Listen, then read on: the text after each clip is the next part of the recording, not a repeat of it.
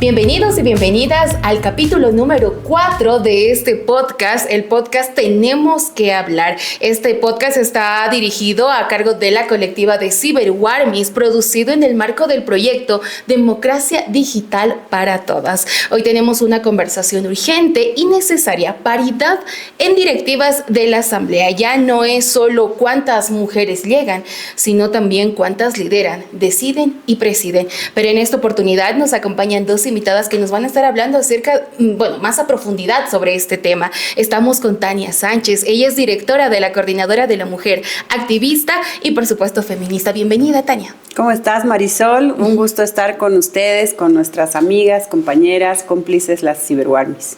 Perfecto, también estamos en compañía de Verónica Rocha. Ella es integrante de la CiberWarmis, nos está acompañando a la distancia. ¿Cómo estás, Tania? Bienvenida. Verónica, perdón. Hola, Mar. Hola, Marisol, ¿cómo estás? Un gusto saludarte y también a Tania un abrazo para ambas.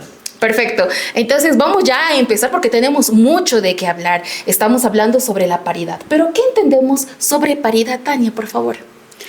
Bueno, la paridad es un concepto que desde lo que hace a la participación política, el movimiento feminista hace muchísimos años ya ha venido luchando. No nos olvidemos, Bolivia ha sido un país pionero en impulsar la paridad y la alternancia política. ¿Y esto qué quiere decir?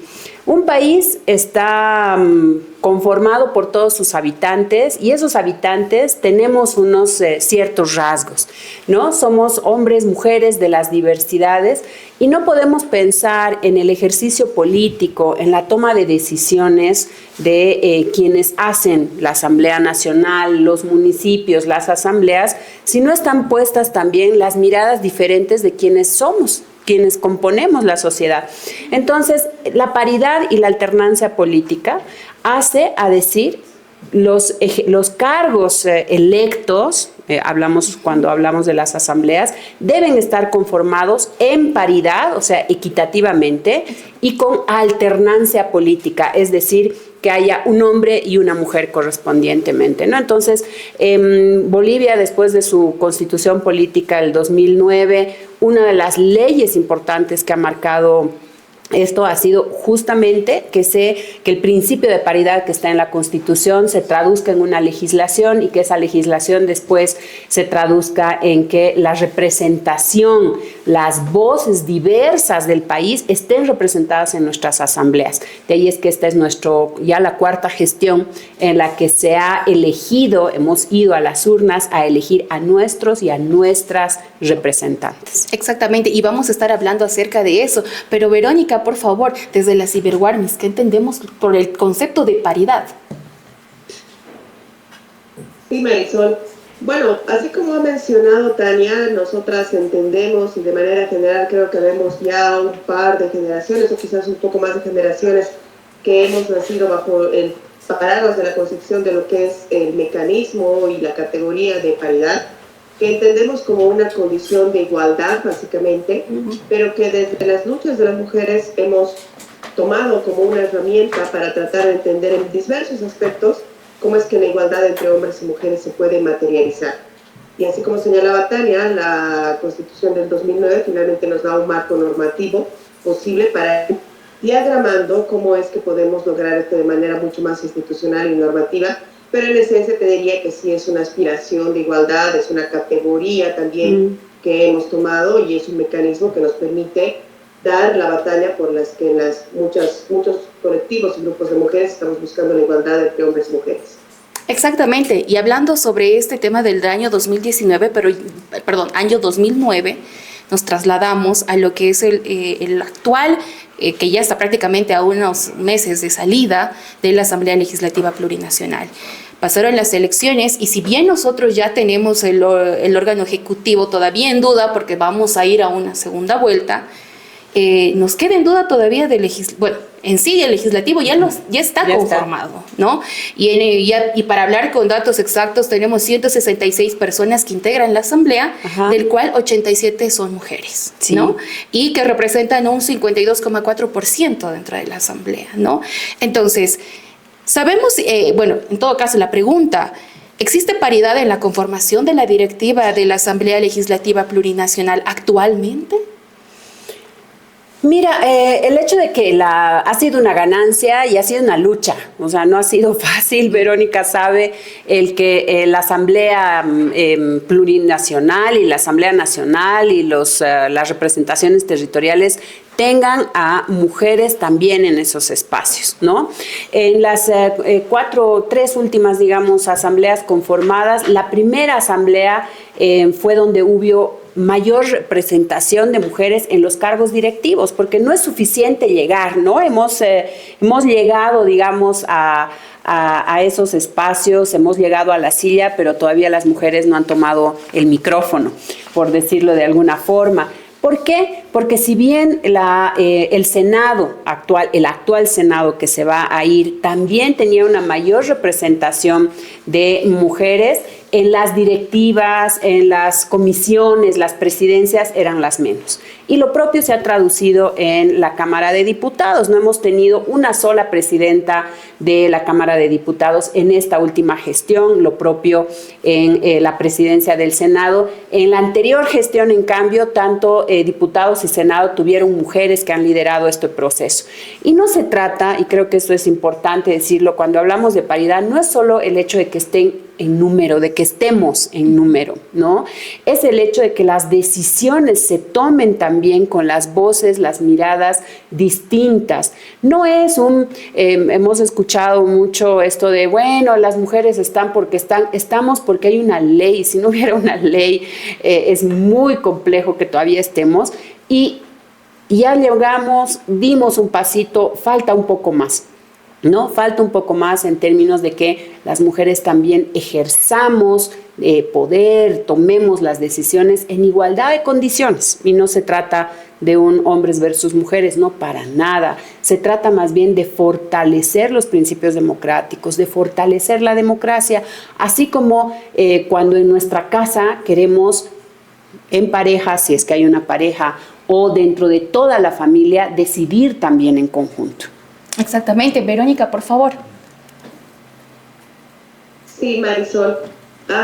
Mira, lo que pasa es que yo creo que en los últimos años hemos podido notar algo que tiene que ver con el comportamiento de la paridad, que efectivamente, como señalábamos en 2009 como un parteaguas, digamos, porque te da una condición bastante verificable de mayor cantidad de mujeres en la Asamblea, que es una aspiración que por supuesto se ha peleado mucho y finalmente más o menos se ha logrado. El dato te dice que alrededor del 45% desde el 2009 de la Asamblea ha estado conformado por mujeres, más o menos. Este año es un poco más favorable con la Asamblea electa. Lo cierto es que todavía falta que podamos seguir sacando las cuentas y mostrando los resultados de cómo esta participación realmente se cualifica un poco más, ¿no? Y eso tiene que ver mucho con cuán sustantiva realmente es esta participación. Por supuesto que entendemos, siempre desde quienes se oponen a esto te dirán con mucha facilidad, pero es que están ahí, ya son un montón, ya son la mitad, pero no pasa nada. Bueno, quienes lo entendemos desde los procesos, quienes lo hemos peleado y quienes seguimos apostando por ello, pues entendemos que este es un proceso y que como proceso tiene sus contradicciones, sus falencias, sus momentos, sus retrasos, sus idas, sus venidas. Y por supuesto eso nos da a entender que si bien hoy en día podemos decir que gracias a la ley, y en eso hay que ser tremendamente enfáticos, gracias a la Constitución en un principio, a la ley del régimen electoral, a los reglamentos después, hoy tenemos una Asamblea Legislativa que ha sido electa en más del 52% de mujeres, y eso es bueno porque representa cualitativa y cabalmente a la sociedad. Lo cierto es que aún nos queda un trecho muy largo por el cual seguir bregando, pero también tenemos absoluta conciencia de que esa es una participación que se tiene que cualificar. Te lo resumo en esto. Tenemos buenas noticias en los números, hay que mantenerlos, se han mantenido durante varias elecciones, no son producto del Espíritu Santo, no han llegado porque a la gente se le ocurre así, llega por el mecanismo de la paridad, que es lo que estamos poniendo sobre la mesa en el podcast, pero también tenemos conciencia de que hay muchísimo por caminar, y esto no tiene que ver solamente con si son buenas o son malas. Ya seguramente vamos a entrar en materia, pero tiene que ver con muchas condiciones alrededor de que las mujeres es una situación compleja llegar a la política, pero definitivamente es una situación que vale la pena. Exactamente, y eso es como se dice, los números están ahí, están en la mesa, pero de repente también tenemos que hacer escuchar mucho más las voces y que de repente también se animen, ¿no?, a presidir esos espacios. Pero también queremos saber la percepción de las personas. Nosotros realizamos un sondeo con la pregunta: ¿sabes si existe paridad en la conformación de la directiva de la Asamblea Legislativa Plurinacional? Adelante, por favor.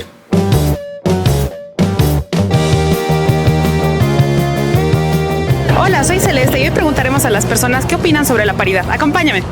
Una paridad 50% mujeres, 50% varones. Es más se ve varones que mujeres en algunos trabajos, algunos puestos laborales. Según la Constitución, digamos, tiene que ser, somos iguales todos ante la ley, ¿verdad? Y debería ser, digamos, en la Asamblea incluso tener un 50% de mujeres, tanto como 50% de varones. Yo creo que debes tomar en cuenta más la meritocracia, ¿no? No importa el género en este caso, sino la meritocracia que uno tenga. Si uno sabe más que otro, no importa el género. En este caso, para mí sería lo correcto, ¿no? Es importante, ¿no? Pero depende de qué punto de vista vean paridad. Otros lo ven por género, otros lo ven por ideología, otros lo ven por incluso tu ámbito profesional o tu origen, diferente, pero sí es importante. Sí existe, tanto en mi universidad, en mi trabajo, en mi familia, sí existe. Porque siempre escuchamos ambas opiniones. En mi casa, por ejemplo, siempre hacemos eso cuando, qué sé yo, queremos salir a pasear, siempre escuchamos como que tanto la opción de mi mamá o mía y también la opción de mi papá y mi hermano, digamos. Perfecto, escuchamos diferentes percepciones de la ciudadanía. Meritocracia, género, ideología. ¿Qué opinas, Tania? Bueno, son distintas formas de ver la paridad, pero efectivamente cuando hablamos de paridad y alternancia política en la representación política, hace a lo que ya habíamos dicho, ¿no? Que haya una participación igualitaria. Y creo que esto vinculado a lo que hablábamos antes, las presidencias de las cámaras. Las presidencias de ya sea las cámaras, comisiones, después las brigadas parlamentarias o cualquier otro espacio, siguen siendo territorios sumamente masculinizados, ¿no? Y ya habíamos dicho, lo decía Verónica antes, el hecho de que haya paridad no ha sido gratis, no ha sido fácil, es muy complejo, ya ha necesitado la articulación, ha necesitado el trabajo colectivo y el visibilizar quiénes están en la toma de decisiones, porque de lo que se trata justamente es que no hay quienes se animan, ¿no? Tú hace un momento dices, tal vez que las compañeras se animen más. No es que una diga, ya sí, yo quiero. Yo estoy segura que muchas podemos decir, sí, yo estoy dispuesta, yo tengo las capacidades, yo puedo. Y si hablamos de meritocracia, podemos ver, por ejemplo, y estoy segura que la mayoría de las compañeras que han llegado, y seguramente también los compañeros, no han llegado ahí porque estaban pasando por la calle y qué bien que se han visto, sino porque efectivamente son representantes o han sido representantes de juntas escolares, de comités de agua, de OTBs, tienen una trayectoria política en la dirigencia. Entonces, también ahí hay que tener cuidado porque todavía tenemos una noción de quien ejerce poder debe tener los 10,000 títulos. Sí, obviamente es importante tener conocimientos, herramientas, pero uno no estudia para ser parlamentario. Y eso lo podemos verificar incluso ahora cuando ya estamos terminando y hacer una evaluación.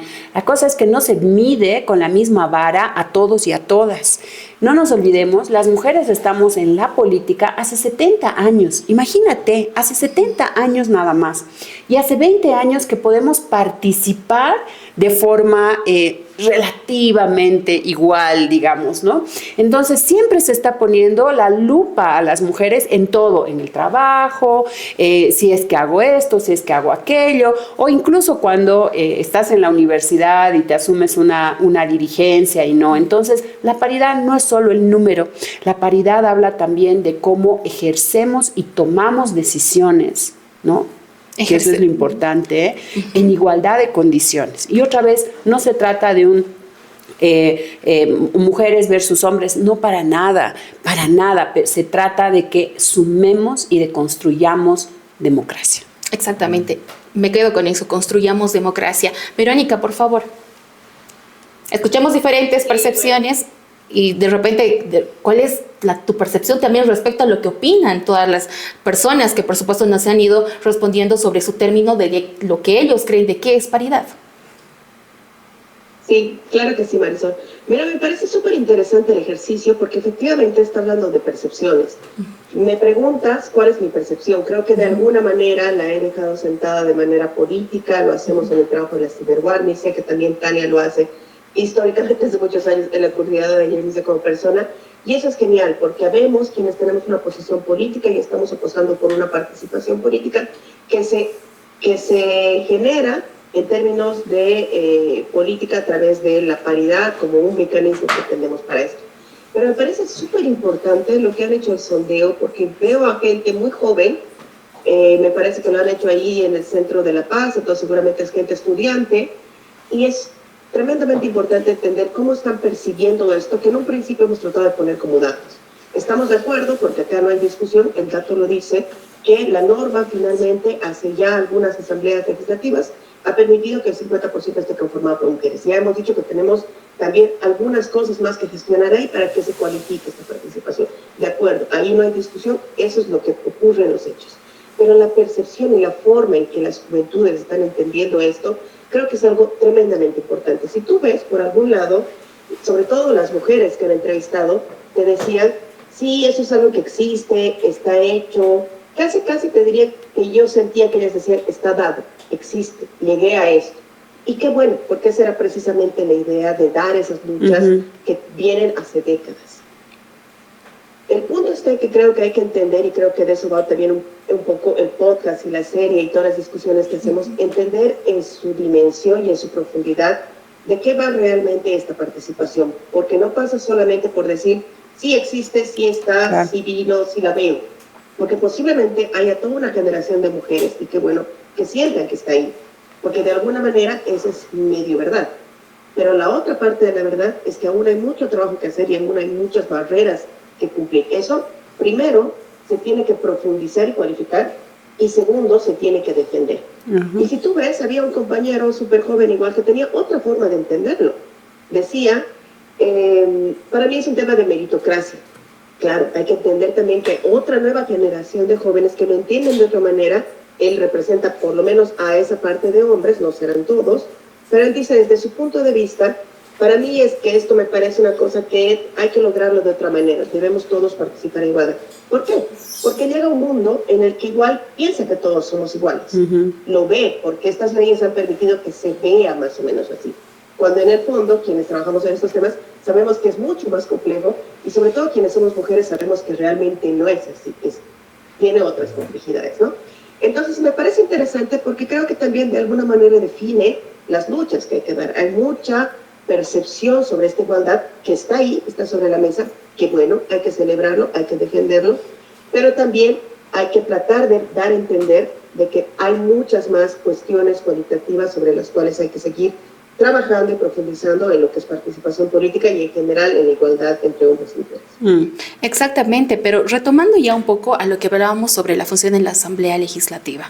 Tenemos el dato que el 2022 el Senado tuvo 5 hombres y 1 mujer en su directiva, ¿no es así? En ninguna presidenta de Cámara en toda la gestión pasada, lamentablemente, ¿no? ¿Qué pasa? Que las sillas de la presidencia vienen de repente con un manual para varones incluido. ¿Podríamos denominarlo así, Tania? Sí, pasa que es esto que decía también Vero, ¿no? La paridad no garantiza automáticamente una democracia paritaria, que de hecho ese es un principio y es por lo que es nuestro objetivo, el horizonte, digamos, ¿no? Esta es una herramienta poderosa, sí, pero es lo que te decía antes. Cuando hablamos de los cargos de decisión, y esto nos pasa en distintos espacios, porque la Asamblea Plurinacional reproduce también lo que nos pasa en los barrios y lo que estamos viendo.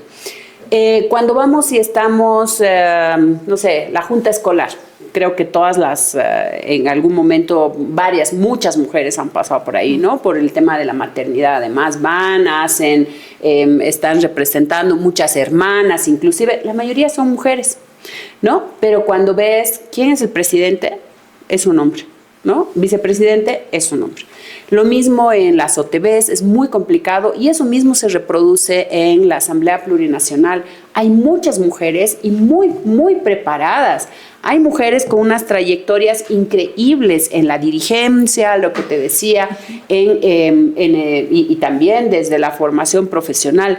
Pero es el tema, ¿no? Es el tema de que se usa de excusa, no, es que no van a poder, es que no quieren, y no es que no quieran, habemos muchas mujeres que sí queremos y que quieren, pero hay esta noción de que quien toma las decisiones debe ser un hombre, porque es también esta mirada patriarcal todavía que nos pone. Entonces no es otra vez suficiente el que hayamos llegado, la paridad tiene que ir acompañada con una serie de medidas en torno también a educarnos a todos y a todas, desde la escuela, ¿no? Cuando elegimos nuestros representantes de curso, por ejemplo, ¿cómo los elegimos? ¿Qué voces damos? ¿Cómo desde chiquitos y chiquitas también nos enseñan a construir democracia? Exactamente, y es que vamos a eso, de repente muchas mujeres también caemos en eso, ¿no? De repente de dar ciertos, no sé, pues prejuzgar, se puede decir, ¿no? Si lo podemos denominar así, al momento de que no, es que ella no va a poder, que asuma un hombre. Es ¿no? parte de nuestro chip patriarcal, lamentablemente, ¿no? Exacto. Por favor, Verónica, respecto a esto, ¿será que viene con el, entre comillas, manual para varones con respecto al tema del trabajo en la Asamblea Legislativa Plurinacional? Yo creo que esta gestión que está finalizando en el mes de noviembre, Marisol, Tania, en realidad lo que nos está diciendo y nos está dejando así un cuadro súper luminoso de decir, realmente lo que está conseguido no está asegurado eternamente.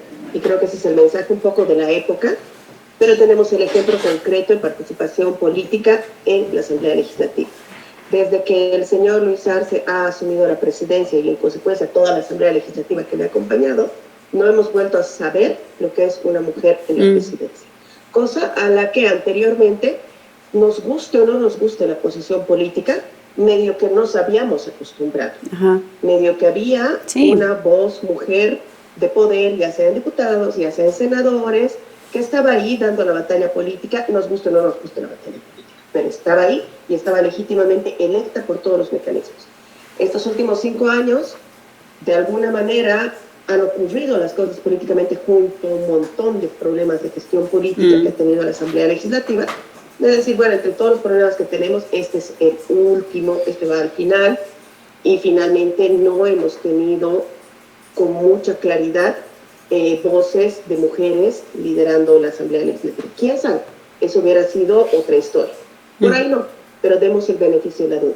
Finalmente, lo que importa es que no lo hemos tenido y que hemos pasado 5 años. Uno dice ya 1 año, bueno, las cosas es así, la política es así, 2 años, las batallas políticas son así. Hemos pasado toda una gestión en la que eso ha dejado de ser, no te digo una normalidad porque no creo que deba ser la regla, aspiramos a eso, pero puede no pasar, pero ha dejado de existir. Está absolutamente normalizado. Entonces decimos, sí participamos porque parece ser una idea que se queda en nuestra mente, porque efectivamente llegamos, pero luego es cuando tú ves las fotos de los momentos importantes políticos de estos 5 años, y son señores, electos, legítimos, lo que quieras, pero nuestra voz entonces, ¿dónde ha estado si finalmente, como decimos con certeza, las leyes han funcionado? Y ese es el fondo del debate, ¿no? Y ahí, Vero, yo creo que, si me permiten, en esta Asamblea Legislativa se ha visto como no habíamos visto hace mucho cómo se ha funcionalizado y se ha utilizado a las mujeres que han estado ahí, ¿no? Porque han habido muchas voces de decir, pero ves, para eso quieren llegar, porque hemos visto imágenes lamentables en la Asamblea Plurinacional, ha sido realmente muy... creo que vergonzoso para todos y para todas, y lamentamos ahí que varias protagonistas han sido mujeres en el primer orden, pero muchas de ellas asusadas o por detrás, ¿no? O sea, este tema también de decir, no quiero confrontar ideas, vayamos al ataque, y quienes por detrás también manipulan aquello, y lo que ya habíamos mencionado antes, la tarea de una asamblea legislativa, de lo que va a ser también la próxima asamblea legislativa, es generar consensos, es deliberar, es discutir ideas, plantear ideas y en torno a las cuales hay que debatir. No siempre se podrá estar de acuerdo en todo, pero sí generar consensos. Y esa es, creo, ese es uno de los grandes retos, porque también cuando se hace política, se espera que hagamos política a la medida de los otros, ¿no? Y las mujeres hacemos política de otra forma, ¿no? Entonces, creo que también ahí va a haber otra vez un aprendizaje y nos está faltando esto que decía Vero, como desde las juventudes también estamos aprendiendo a hacer política, porque bueno, todos hacemos política y creo que vamos a tener que estar mucho más involucradas en nuestra acción ciudadana, pero hace también a que cómo generamos consensos, diálogo y bueno, tomamos decisiones. Exactamente, y es que es como lo decíamos anteriormente, muchas asambleístas ya llegan, pero pocas asumen las directivas, ¿no? Y digámoslo, últimamente ya son contadas.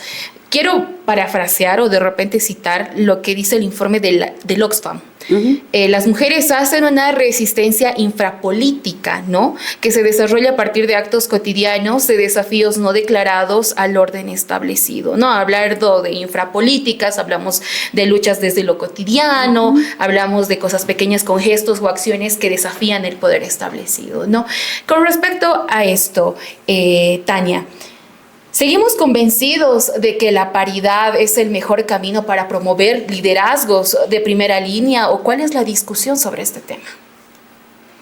Bueno, sí, vamos a estar siempre convencidas que la paridad otra vez es una herramienta, ¿no? No es suficiente porque, como ya lo mencionaba antes, se necesita articular estrategias, no es suficiente la ley, ¿no? Hay una ley, está la Constitución, está el Código Electoral, después está la ley de partidos. Se ha avanzado muchísimo el hecho de que los partidos estén obligados, porque es obligación, ¿no? Que las listas, por ejemplo, de los diputados uninominales sí o sí deben ser paritarias. Pero cuando vemos, ahora por ejemplo nos alegramos, hay un 52,7% de representación femenina en la Asamblea, pero cuando ya desagregamos, vemos todavía que allá donde no ha habido una norma específica, un candado concreto para decir, bueno, tiene que haber esta representación, los partidos han decidido más bien beneficiar a más hombres, ¿no? Lo mismo, lo que ha pasado, por ejemplo, en las diputaciones plurinominales, porque han encabezado prioritariamente las listas hombres. Lo propio ha pasado con las diputaciones indígenas. De 7 diputados indígenas que existen ahora electos, una sola es mujer, ¿no? Y los otros 6 son hombres.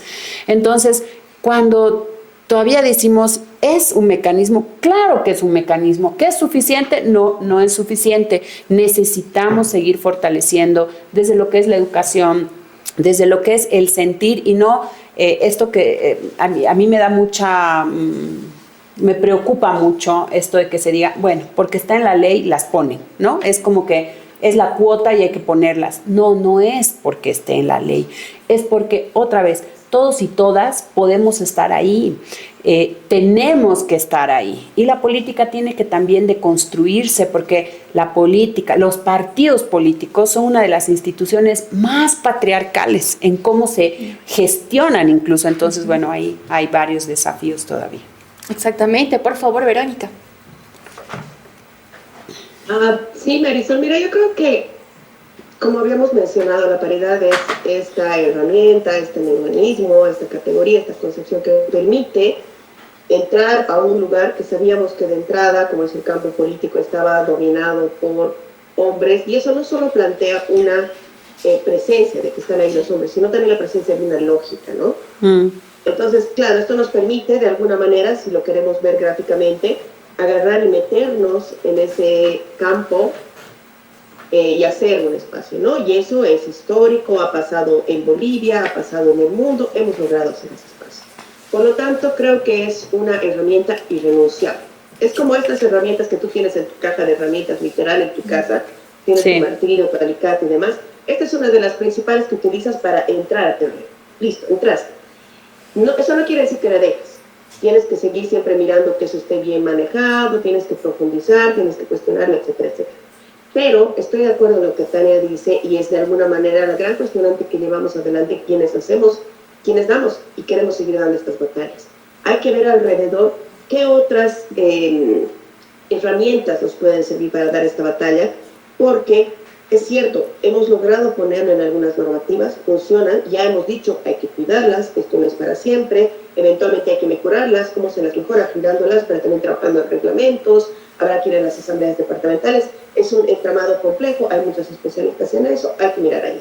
Pero también hay que seguir trabajando en las concepciones, en lo que hablábamos un poco con el sondeo, ¿no? En las percepciones, en las narrativas, en cómo la población está entendiendo esto. Entendemos que para una población que tiene 20.000 temas que atender, como hoy las agendas digitales son superpuestas y hay 20.000 temas, tienen que además entender este tema que muchas veces les genera un rechazo o una adhesión simplemente muy afectiva, digamos, ¿no?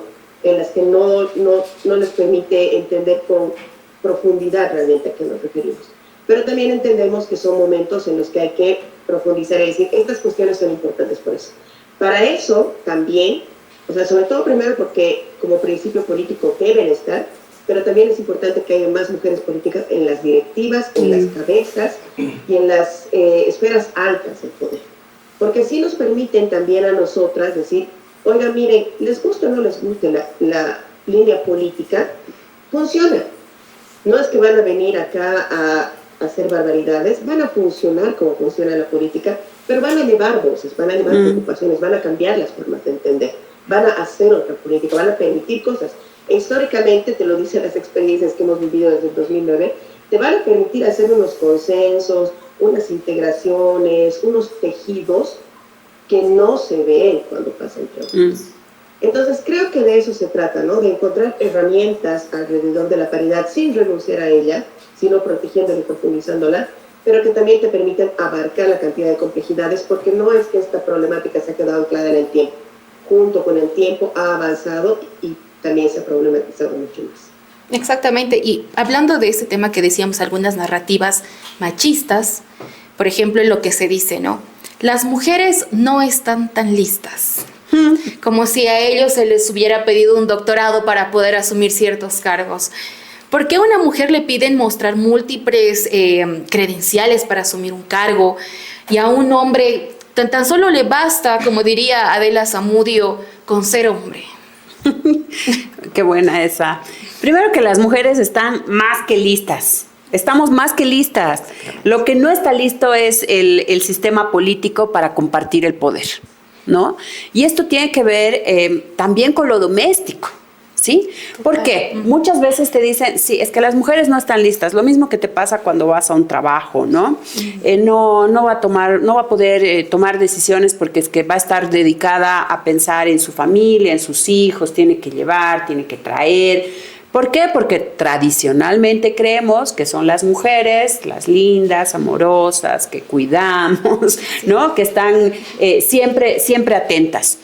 En cambio, los hombres, y no es que me esté estrellando con ellos, no, otra vez, es el sistema patriarcal. Hay un sistema que te dice, el hombre tiene que ser el proveedor, el que llega, el que determina, el que nunca muestre que va a fallar, el que nunca necesita ayuda, que también es una presión muy, muy fuerte, ¿no?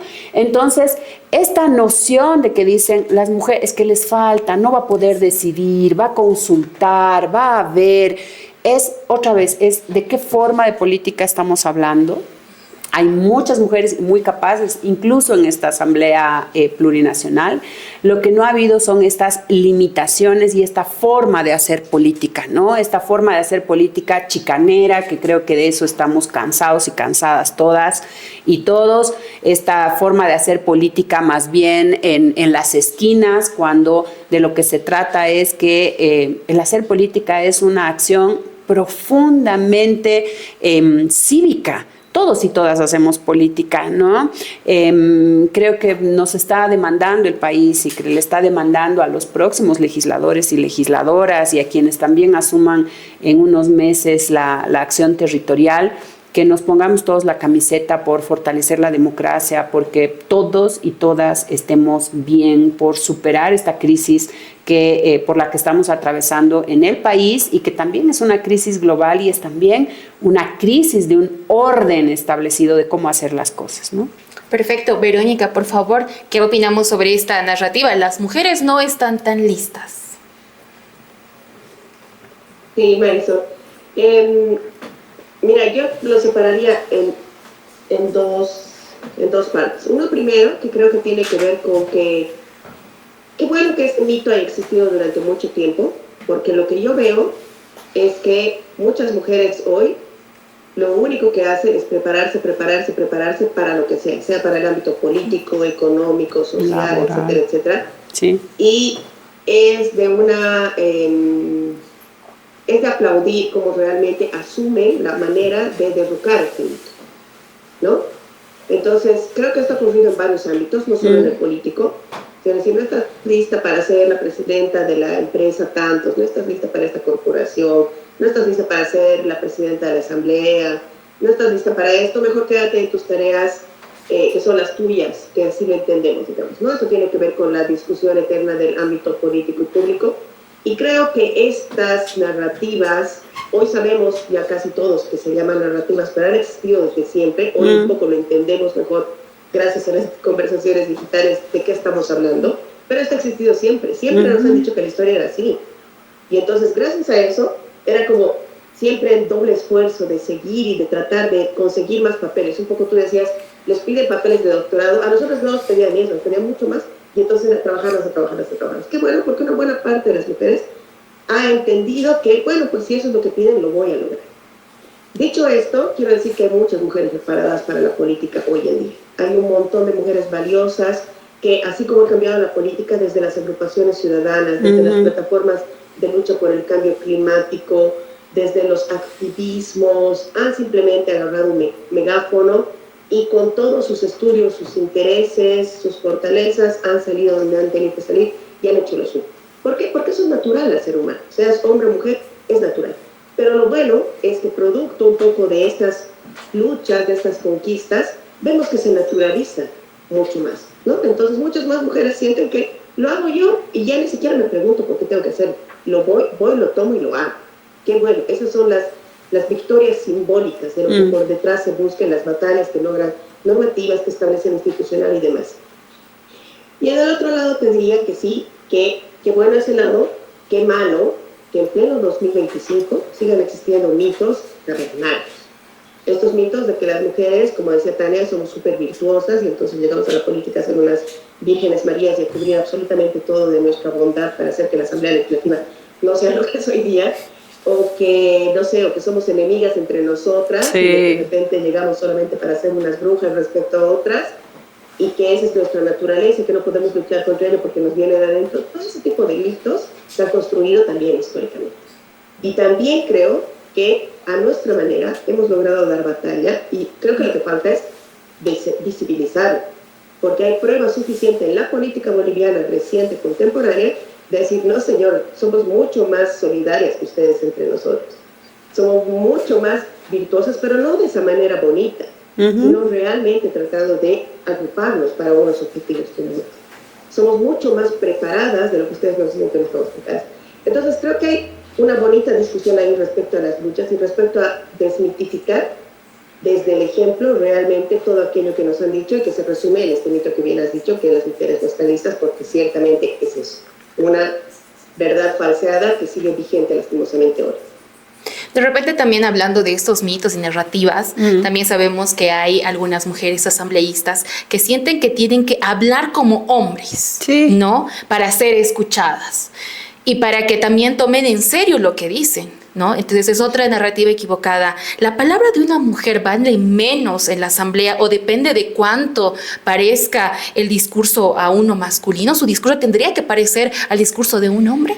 Lo que pasa es que más que el discurso masculino que se parezca a un hombre es cómo todos y todas vemos también cómo se tendría que hacer la política, ¿no? Y claro, si nos damos cuenta, se ha hecho la política desde una forma de ver el mundo, ¿no? Totalmente. Entonces, cuando tú ves, dices, tengo que ir de una cierta forma, tengo que decir, tengo que sentarme. Mucho en nuestro país era, y nos planteamos, descolonizar y despatriarcalizar. ¿Qué significa eso? Hasta ahora es, por ejemplo, yo escucho en algunos espacios a los que vamos a la Asamblea, el honorable diputado, no sé qué, un chorizo de cosas, o la honorable, Cuando descolonizarnos es justamente decir, los que están ahí, los y las, son nuestros representantes, son empleados públicos del pueblo, ¿cierto? Entonces, yo creo que también hay una forma en la que desde la misma ciudadanía percibimos el hacer política, porque hay una noción, hay un imaginario de qué cosa es eso, y eso es lo que estamos transformando. Entonces, el poder, creo yo, no debería medirse en cuánto nos parecemos o no a los hombres, sino por cuánto transformamos la política. Desde nuestros propios liderazgos, desde nuestras propias formas de hacer las cosas. Esto que decía Verónica, ¿no? Y lo hemos visto con mensajes y cómo nos contaban sus trayectorias compañeras como Erika Brockman, Gabriela Montaño, la misma Jimena Costas. Hace no mucho estábamos en un espacio y ellas decían, nosotras éramos de distintas organizaciones políticas y tenemos diferencias ideológicas profundas, pero cuando se trataban legislaciones, leyes, medidas en torno a temas de derechos, nos veíamos y ya sabíamos qué iba a ser y íbamos y hacíamos bloque. Y éramos bloque, porque estábamos yendo en función a la percepción de la mayoría y no permitíamos que se pongan temas ideológicos en medio, ¿no? Entonces, o si es que conocíamos, nos decían las dos, ¿no? Alguna acción en la cual no estábamos de acuerdo, que violentaba alguna y demás, hemos estado ahí firmes como bloque. Entonces, ese tipo de articulaciones, ese tipo de construir y hacer política desde el diálogo, desde el consenso, desde el decir, a ver, pongamos en la mesa primero qué es todo lo que nos une, ¿no? O sea, mal bien por esta noción patriarcal que tenemos y con nuestra cultura machista, normalmente a las mujeres nos ponen de mediadoras porque, a ver, parémosle la cosa, digamos.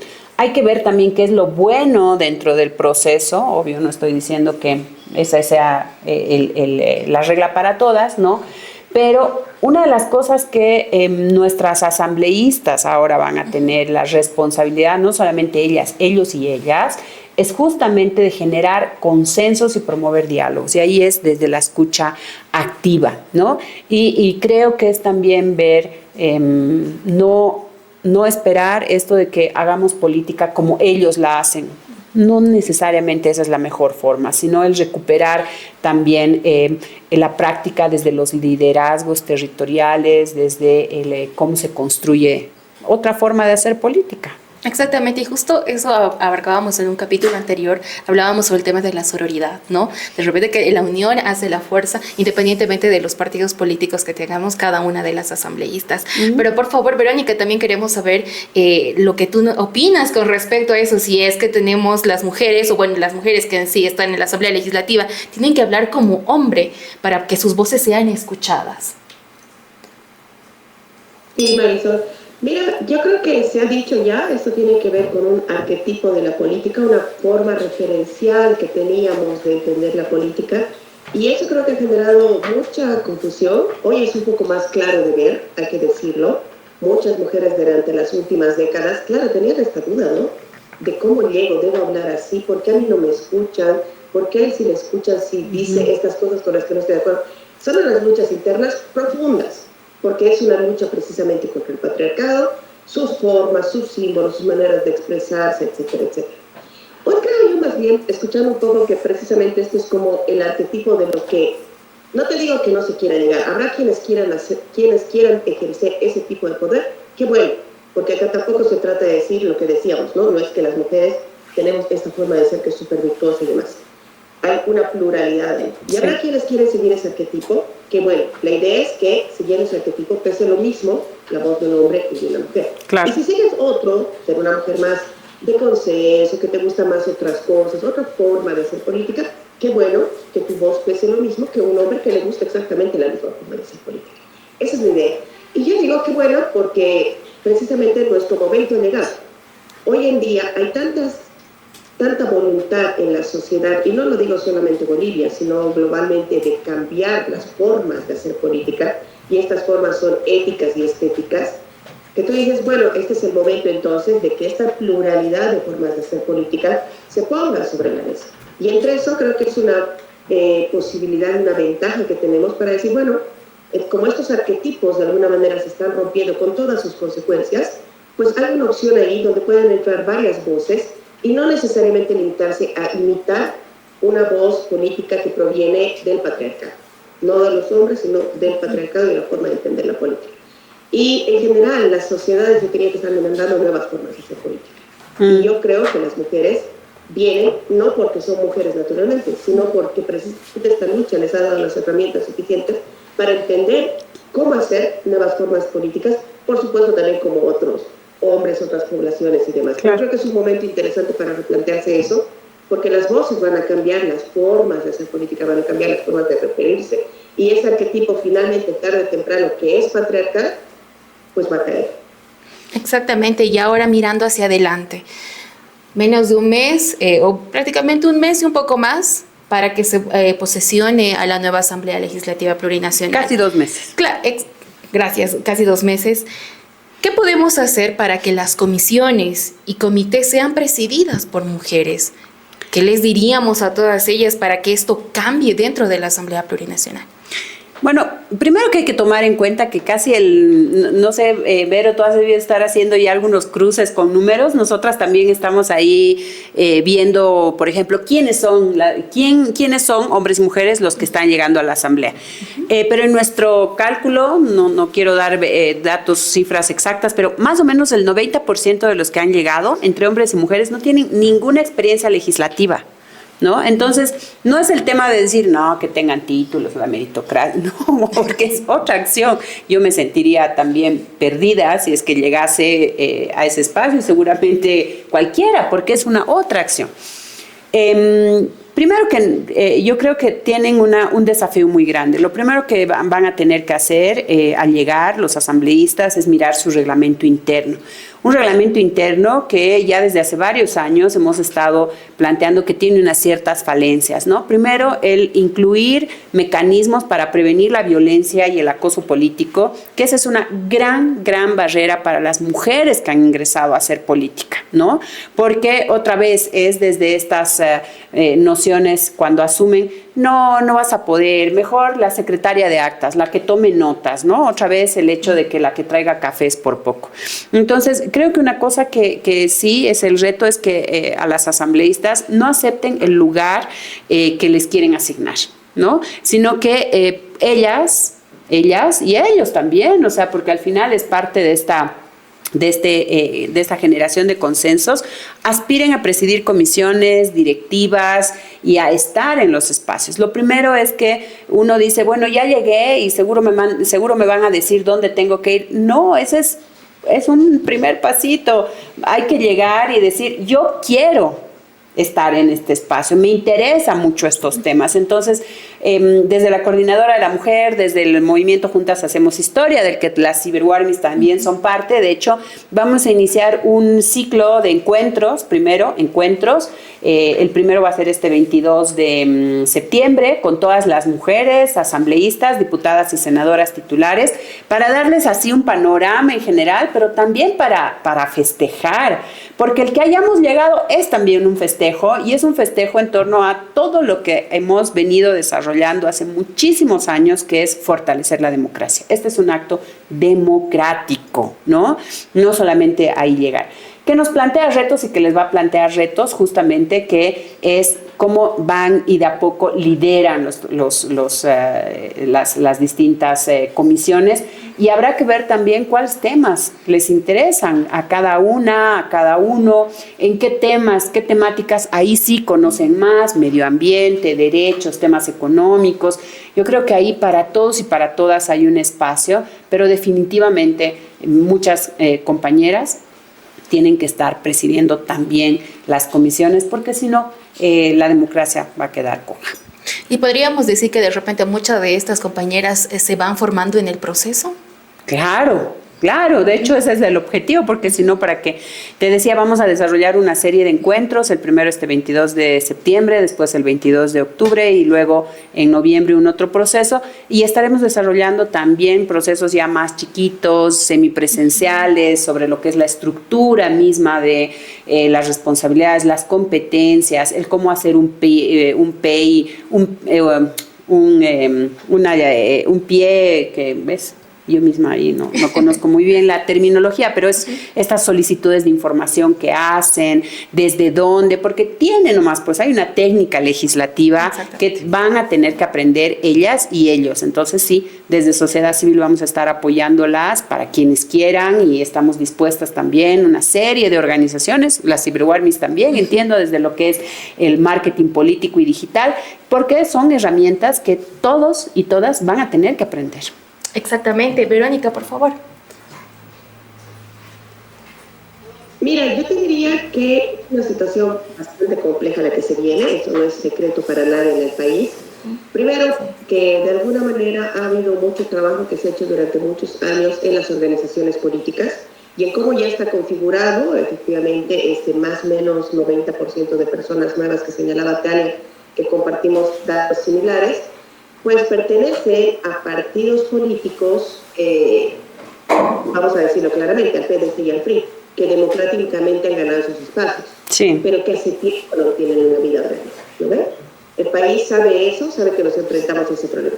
¿Cuál es el problema de fondo que trae esto para la participación política de las mujeres? Quiere decir que muchas de ellas probablemente no se han conocido, esto ha salido en todos los medios de prensa, sobre todo en el PDC, muchas mujeres que no, y lo dicen, no había quien poner, mi papá me ha llamado, me ha dicho, entonces yo lo pongo. Estas son prácticas que en los 90 ocurrían, porque en los 90 tú decías, pasaban estas cosas y también creíamos superadas en este camino. Sí, definitivamente. No superadas, pero habían pasado a la historia. Bueno, han vuelto a la historia como muchas cosas, porque la situación política está poniendo muy vintage. Bueno, hay que hacerle frente en esas condiciones. Entonces, tienes organizaciones políticas que no tienen esa organización, esa vida política, y por lo tanto, entre sus 20.000 problemas, seguramente el de la cola será el ver cómo gestionan la participación política de sus mujeres. Igual, nada nuevo para las organizaciones de las mujeres y para las mujeres que tienen una voluntad de hacer política. Lo que creo que va a ocurrir y que debiera ocurrir es que se van a formar nuevamente las redes y hay organizaciones súper importantes, está la coordinadora, hay mucha otra cooperación alrededor de este tipo de organizaciones que funcionan y que apuestan por estas causas comunes que tenemos, de decir, bueno, vamos a hacer los pasos esenciales, ¿sabes qué? Acá no vamos a incidir en lo que nos interesa realmente a todas, esto no tiene que ver realmente con una partidización, pero vamos a hacer este trabajo, y el primer paso es lo que decía Tania, conózcanse, y además sépanse que no están solas, porque al final estas redes, finalmente en estas situaciones de caos, pues se aplican estrategias de caos, que se conozcan, que se vean las caras, que tengan claro que la historia dice que precisamente en estos temas de violencia política, quienes posiblemente donde más apoyo encuentres no vaya a ser necesariamente en tu bancada o inexistente, en tu vida orgánica o más inexistente, sino posiblemente en compañeras que has conocido al lado de tu bancada o en nuevas compañeras de tu misma bancada, ¿no? Eso yo creo que se va a mostrar, no nos olvidemos que estamos saliendo de un proceso político en el que las únicas dos mujeres que han estado entre presidencias y vicepresidencias, una ha dejado la carrera por temas de violencia política, digital en este caso, y la segunda ha llegado, pero como ha podido hasta el final de la votación, siendo víctima de mucha violencia. De violencia política, sí. Entonces, no es un dato menor. Estas mujeres de esta asamblea salen de ese proceso político que ha tenido esas consecuencias. Yo creo que lo que señala Tania en un inicio de la violencia política va a ser un tema que va a ir cambiando mucho lastimosamente, va a ir complejizándose mucho y vamos a estar ahí dando la batalla. Pero tengo la certeza también de que estas mujeres, si bien llegan en un tiempo político tan enrarecido, de estas condiciones en las que hemos visto en los medios, que puede haber habido una voluntad, pero que no necesariamente haya sido un objetivo en este momento, y 20.000 otras situaciones, estoy segura que esto en algún momento va a asentar y va a ser importante ver que generan las redes para poder eventualmente llevar a mujeres hacia adelante. Yo creo que cuando las cosas están resueltas, esto también es un buen momento para decir, bueno, vamos a tomar las riendas de las cosas y las vamos a hacer también de la manera que sabemos hacerlo. Y en eso yo creo que las mujeres tenemos experiencia. Trato de no ser tan pesimista, aunque el escenario no es bueno, pero también confío en la capacidad de que si han llegado mujeres ahí por el voto ciudadano de la forma más legítima y democrática, pues van a tener también la capacidad de afrontar lo que se viene. Sí, y yo creo que ahí, me sumo a lo que tú decías, Berito, estamos también intentando ver el vaso medio lleno y no medio vacío. Un gran reto para ellas y para ellos es también el hecho de que, si bien estamos en un momento muy complicado, de polarización, de fragmentación más que polarización, creo, ¿no? Del campo popular y demás, es que también hay un ejercicio ciudadano más fuerte, ¿no? Y a pesar de que desde estas voces más jóvenes y todo, porque ahí nomás pesan los años, digo yo me acuerdo cuando el proceso constituyente estaba muy jovencita todavía, pero hemos estado acompañando con las asambleístas. Había una vocación y en el minibús se discutía de política, de la organización, del fortalecimiento, y he empezado a notar eso también ahora, ¿no? Que todo esto que ha generado vemos discutiendo ¿y quién? ¿Y por quién vas a votar? ¿Y quién te parece? ¿Y qué significa? ¿Y quiénes serán los asambleístas? O sea, veo también otra vez, ¿no? Entonces, creo que también esta es una oportunidad para reforzar nuevamente nuestra responsabilidad ciudadana en torno al acompañamiento, al seguimiento también a la agenda legislativa, a lo que va a ser. La Asamblea va a tener un rol muy importante, y a saber que estos hombres y mujeres, la mayoría mujeres, sí, que como decía Vero, yo creo que muchas han llegado tal vez improvisadas, sí, pero llegaron. Ver que hay una agenda detrás y que no están solas y que hay una sociedad civil que va a estar también acompañando, ¿no? Y justamente a eso nos vamos a ir ya un poco cerrando con esto. Vamos a empezar de repente en este momento con Verónica. Por favor, para dirigirte a todas estas asambleístas que han sido elegidas, ¿no? Diputadas, senadoras, ¿qué mensajes les darías para que asuman la presidencia o comisiones ya sea de la Asamblea Legislativa Plurinacional? ¿Cuál es tu mensaje para todas ellas? Te damos este espacio para que puedas dirigirte a ellas. Gracias, Marisol. La posición es un poco difícil, pero como siempre uno habla desde lo que es y desde lo que vive. Entonces lo digo como ciudadana que cree en esto.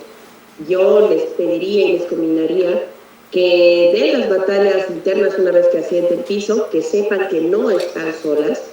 Ya lo digo desde este podcast, va a haber alguien que va a estar siguiendo y acompañando su trabajo, simplemente por el hecho de que vayan y ejerzan una participación política democrática de calidad, independientemente de las líneas políticas. Ahí vamos a estar para guardar las espaldas porque creemos que es importante que participen. Pero también cuando lo hagan, háganlo con solidaridad con sus compañeras, entendiendo que si hay violencia, pues estamos ahí para apoyarnos entre nosotras y que también podemos apoyarnos al momento de llegar a las presidencias. Al final del día, cuando tú generas las presidencias de las directivas, no hay un caso en el que lo hayas logrado solamente por la votación de la mayoría, porque está configurado así el reglamento. Es así como se configura el contrapeso de mayorías y minorías. Siempre es unos y otros. Entonces, entendemos que también esos unos y otros los podemos poner nosotros, los podemos aportar nosotros. Y qué mejor que sea una de nosotras que sabemos que va a ir a representar más o menos lo que queremos y lo que buscamos. Yo creo que eso va a cualificar la participación política de las mujeres. No se olviden que están ahí representando muchas cosas y gracias a las luchas de muchas mujeres y también representando muchos anhelos. La mejor de las suertes para todas las que van a empezar y que sean muy valientes y que sepan que no están solas. Perfecto, muchas gracias, Verónica. Tania, también tu mensaje para todas. Bueno, yo les diría en principio, porque conocemos un poco cómo es, que lo mismo, repito lo que dice Vero, primero que no están solas, ¿no? No están solas, sabemos muchas que vamos a estar acompañando. Lo siguiente, que no acepten el lugar que les designen, sino que se disputen el lugar que les corresponde. Porque todas las que han llegado, por ser como fuere, llegaron por mérito propio. Igual que llegó el compañero. Entonces, no necesariamente es que ellas esperen otra vez, ¿no? Que se les digan que disputen el lugar que a cada una les corresponde. Y lo otro es que el futuro de la democracia, porque hago mucho énfasis en esto, la democracia no es solamente una palabra. La democracia no se ejerce solamente yendo a votar. Ejercemos democracia todos los días. Todos los días, todos construimos democracia y creo que ahí, desde sociedad civil, desde nuestra responsabilidad ciudadana, vamos a estar acompañándolas, pero el hecho de que hayan llegado a ese espacio, sí, les da una mayor responsabilidad, ¿no? Y este futuro de la democracia y una democracia paritaria, y otra vez no solamente hablamos de números, sino de lo sustantivo, está en sus manos. Entonces, ninguna puede quedarse atrás y que ninguna se quede callada, que todas se animen a hablar. Claro que sí. Muchas gracias por compartir con nosotros este episodio de este podcast, Tania. No, gracias a todas ustedes, nosotras muy contentas, hemos estado trabajando en conjunto y otra vez, sin mujeres no hay democracia y vamos a estar ahí. Muchas gracias, Verónica, desde la distancia, pero aún así hemos roto esas barreras. Gracias por acompañarnos en este episodio. Un gusto para mí. Muchas gracias, Marisol, Tania. Un abrazo. Claro que sí, de esta manera nosotros vamos cerrando este episodio número 4 de Tenemos que hablar. La paridad se trata de incidir, transformar y tomar decisiones desde otras formas de ejercer el poder. Nos vemos en un siguiente capítulo. No se olviden seguir nuestras redes sociales de Ciberwarmis y vamos a estar, por supuesto, compartiendo más de todo lo que es esto, democracia, mujeres y por supuesto también cuando el poder de las mujeres toma relevancia en los escenarios políticos. Nos vemos en un siguiente episodio.